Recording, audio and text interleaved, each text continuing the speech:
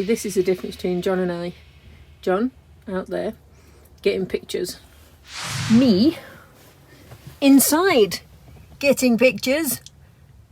It's freaking cold. But look, snow. It's a popular little spot, this, actually. But that is a lot of snow. And boy, can you feel it in the air.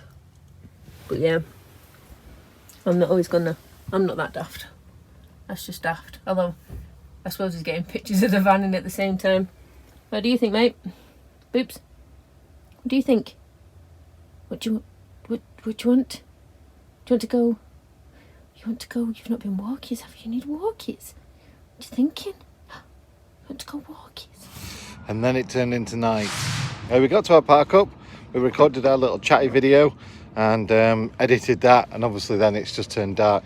The moon is actually out, so if I come away from the light, there's quite a good bit of ambient light there. But what we want to do tonight, because as bad as this sounds, folks, this is the very first time we've actually sat out on this trip at night time having a campfire. Well, since Denmark anyway. So since Denmark, well, I think it was Norway or Finland I actually bought it, but one of these little candles with a hole at the top and a hole at the side. So we're going to have a go at lighting that. We're going to sit outside. It's a bit on the chilly side. Mandy's inside the van there, unwilling to come out and join me until this is lit. I think she thinks this is going to let off a bit of heat. I don't think it is. But let's give it a go anyway. Oh, I've gone dark and I've gone light again. Hey up! Hey up, cockle. Are you ready? I am. Did you bring a fire starter? No. Okay. I'll go get it.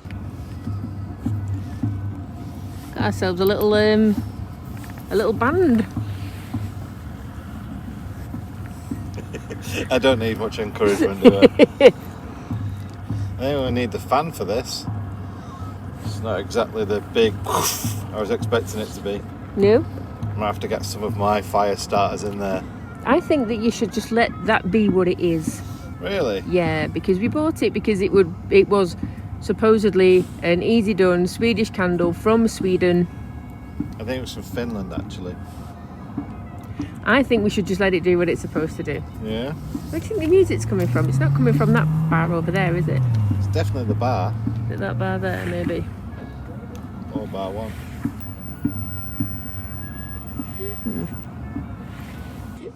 What is it? I don't know. It's a fire, Cooper. It's just a fire. What is it that you're after? It's going. It's asking. There's wax coming out of it, so hopefully that's going to get it going. And we're using our little USB fire starter thing. Plasma. It's quite cool actually. Oh, we've got flames coming out the top. Oh! I'm so impressed. What? He's having a shit right next to us. Coo, for God's sake. Oh, you're banana. I'm scooching. So it's going again now. Well, it's going more, but you know me. Let's see how much we can make it really go. Ooh. Yeah, it doesn't actually make it burn that much faster, really, does it? No, I don't know. No, that's not burning any faster, John. Oh yeah. It's giving off surprisingly a lot of heat considering Yeah, the it's a size decent of it. amount of heat, isn't it? I mean, if I put my foot very gingerly next to it, that's the size. It is not big at all. That's what fruit should. Also, she was disappointed with it. Oh. Yeah, I'm quite impressed with that. €7.10. There you go. They were from Finland, so that's obviously about €2 everywhere else on the planet. But yeah, it was a worthwhile experiment anyway. It's like an instant fire. Well, 5 minutes. You get a little fire, and like you pointed out, if you could put a tripod over it or something, you could easily boil a kettle. Even you could boil a kettle. Hey! Amanda's just worked out from where we bought this which was in Finland, it's done, well actually it's got a parent or a sister or brother in the boot too. Yeah, that's going to do even more miles. Yeah, it's done how many? 2,827 miles from buying it to using it. Excellent. That's what you call A carbon footprint. yeah. Well, you could say that, yeah. You could otherwise say, you know, it's well travelled. Yes. Adventure. It's an adventure fire. Adventure fire from Finland to Turkey. One thing that's, I guess, surprised us a little bit when we choose all these lovely wild camps is how many other people are around. There's quite a few cars. There's probably hundreds here today. Somebody over there playing drums and everything. There's another fire over there. Back over there, there's a fire out as well. So there's loads of people out here fishermen or camping. And it was the same up in that mountain near Dalian as well. So it seems that although you guys think we're pretty cool at finding parkups no one else does, the locals know all about them already, and they come here and have little tea parties and stuff like that, don't they? They do. They just go in the boot and they come out with table and chairs and chai and a flask and Very civilised. yeah, and little speakers, and they just sit and talk and take in the view and have a laugh, and it's lovely. It is. It's what you get for being used to good weather, I suppose, isn't it? There is that, I guess, yeah. But There yeah, is that. it is amazing. They know all the good spots. Yeah. It's just a shame that we can't really get hold of someone and go, come on then, put us a pin on the map. Tell us in the whole of Turkey all of your good spots. Thank you very much. And all your mates. But for now, getting a little bit of warmth from our smallest campfire ever. All right, for €7.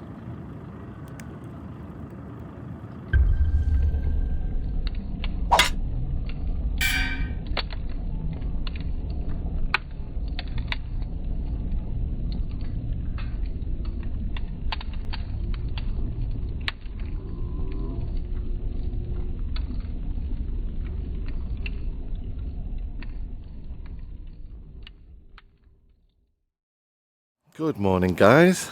What a lovely spot this was as well. So peaceful night's sleep last night, it was untrue. Nice sunrise this morning, lovely sunset.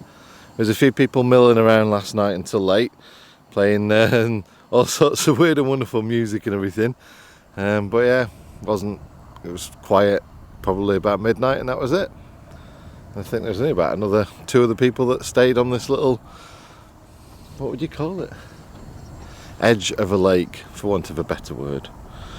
So yeah, very peaceful, lovely views of the snow-capped mountains. That's just epic views over there. Absolutely stunning. I'm hoping that we're going to get over to the snow-capped mountains soon. Find some snow and all. Still not found any snow, despite being to the Arctic Circle, Norway, Finland, Sweden, all that kind of stuff. And the weird thing is, we've known loads of people, the people we've had meet up with just a week ago and that, and they've already found snow. We've still not found snow. I can see it now at least, anyway. I know where it lives, I gotta find it. But today we're off to Gaziantep, the food capital of Turkey. And yes, as someone recently pointed out, watching this channel seems to make them quite hungry a lot of the time. And that's because we love our grub. There's just nothing else to say about that. We love food. We love to travel, so you know, travel to food, travel and eat food. Yeah, they just go hand in hand. As someone said, food is life, along with water and sunshine and stuff like that.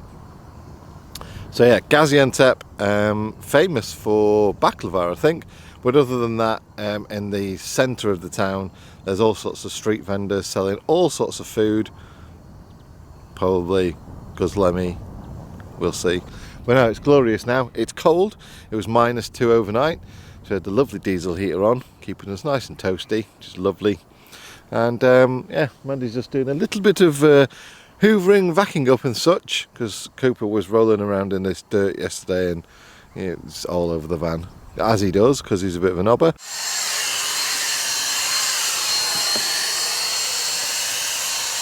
you'll notice there's no signal meter. And that's because 3 has cut Mandy off. You've been out of the country for 3 months. How dare you? That's it. See you. No more roaming at all. Not even if I offered to pay for it, because technically, since being in Turkey, I've been paying for it anyway. Any use I've had, I've not had any free access to the stuff I pay for on my phone anyway. And this is the weird thing, they've actually cut you off. So 3 have cut you off. You've got no phone service, but they're still taking the monthly fee. Yep, they're still taking the monthly fee, and they wouldn't let me drop it because I am out of contract, because I fully intended to change it beforehand and I didn't, and I intend to change it as soon as I get back. But they wanted me to sign up to a 24-month contract to be able to drop it to £8 a month, so I'm not wasting what, 12, 19 quid or whatever. So yeah, so now I've got nothing. They actually said, because I did an online chat with them, and I said, what about receiving anything? How does roaming work? Does it just mean if I can use my phone at all, or does it just mean outgoing stuff? They said you can receive texts and calls fine, and you can still use your data pass. I don't know how I can do that if it won't send me the text to say when I'm in a country that I can use my data pass. So yeah, don't use 3, people. It's a pretty crap network. Definitely if you're going to be abroad for a long time. So we pointed out a couple of times over the last probably couple of vlogs that getting things into Turkey is pretty difficult. Basically, Daz sent us some Christmas presents, bless him, and they were posted out on, I think it was December the 10th. It's now the 15th of January, and those items are still in a package and they're still in Turkish customs in Istanbul. And it's not the only thing that I've heard of. I've got friends that are in Istanbul. One's got a part he's waiting on to fix his van, and that's stuck in customs as well. I don't know why Istanbul customs can't be brought up to speed with, you know, items that are sent from different parts of the world or whatever. No idea what's going on. But yeah, I've complained to UPS, which is what Daz used to send them over. UPS customer services have said that the Turkish customs people aren't being very helpful, and actually now have refused entry of the parcel. The parcel's still stuck in customs, now being sent back to the UK to Daz. And from all accounts, that might take another month or so. So yeah, my only advice to you is that if you are coming to Turkey, be cautious of getting anything or needing anything sent over here, and also be cautious of if you need the internet an awful lot like we do, they heavily restrict the internet, and the use of a VPN is, as they concern it, forbidden. It's illegal to use a VPN over here. There are actually people being sued right now, some German tourists or whatever. So yeah, it's these little things that I don't think you're ever going to find out if you're just a holiday maker. You're only ever going to find out when you travel like us, where you become part of you know, the local kind of culture, the local systems, and you find out all these little idiosyncrasies, and this is why we do it, so we can pass on information. The country itself's lovely, the people are all right, but if you need to get things here, then find an alternative way other than flying them in. Find a different way of getting them in through Turkish customs. You know, chuck them in a van of a friend who's coming over or something. Even if they're not going to be 2 or 3 weeks, it's probably still going to be faster. And as far as internet, just bearing in mind, like I say, we said the other night, we showed you streaming services don't work so well. Some of the films and TV series aren't available, and some streaming services altogether are not available at all to use.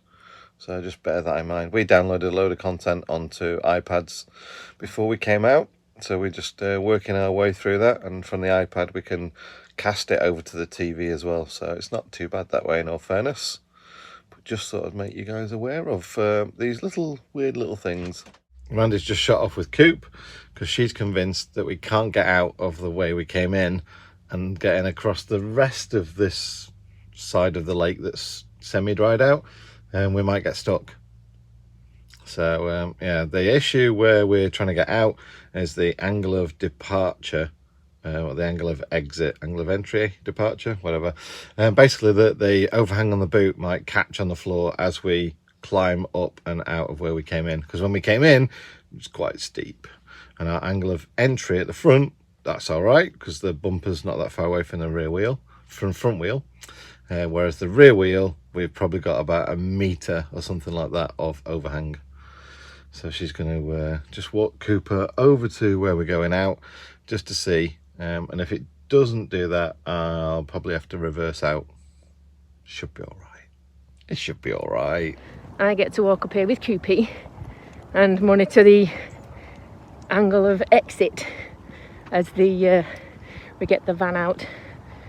That's the way out. It won't be a problem, it's nice hard ground, so we're gonna get out.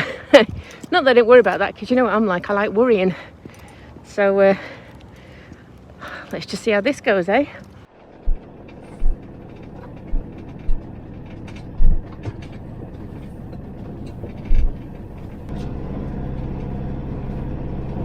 Turn right on Dr. Sadiq Ahmed Mulberry.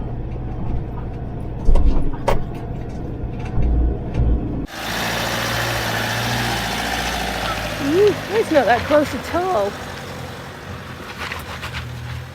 Whoa, love that girl's big fat bum. Hey! Nice one. How easy was that? That was a lot easier than I was thinking, and there was still like this much room even at the highest angle. Yeah.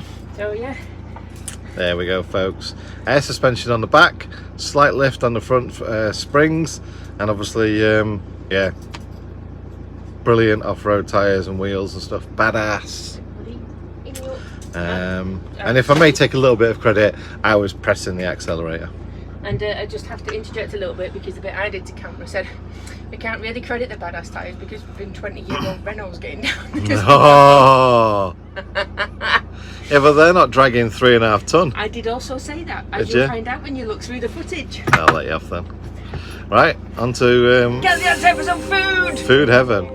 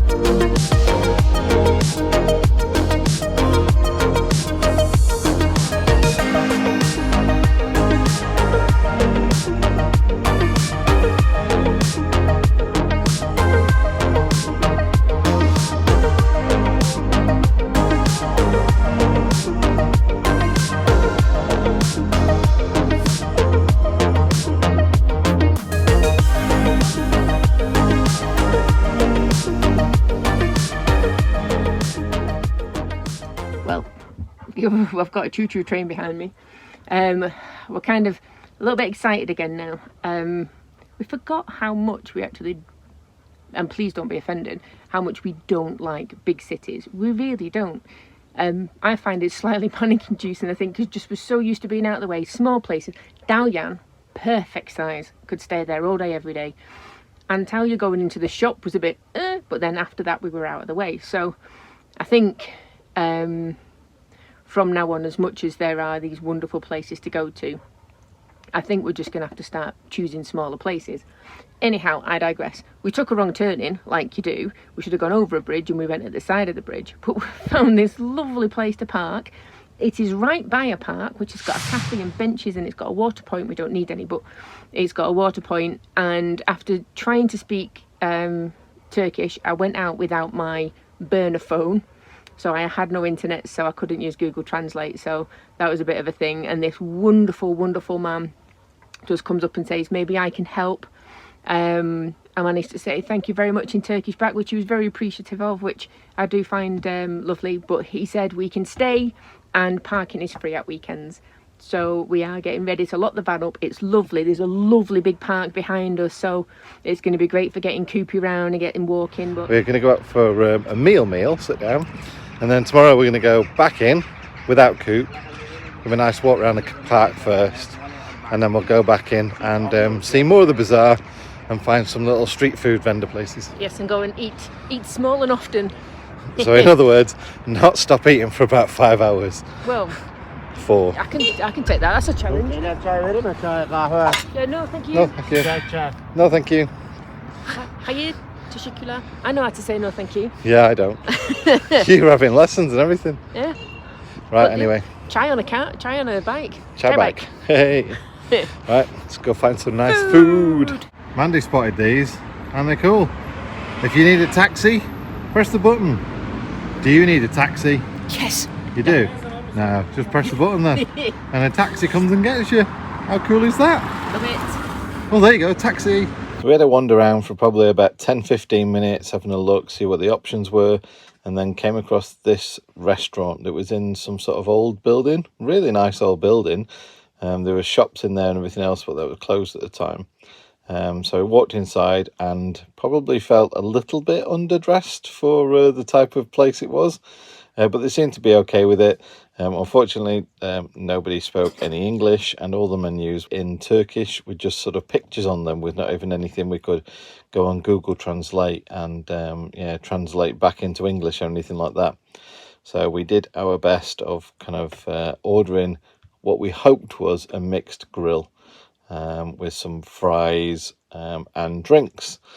It was a bit strange when it arrived. It was kind of a mixed grill, but there was things like those stuffed peppers on there and stuffed aubergines or something like that. Anyway, we had a lovely sort of date night out, enjoyed the atmosphere. There was live music playing.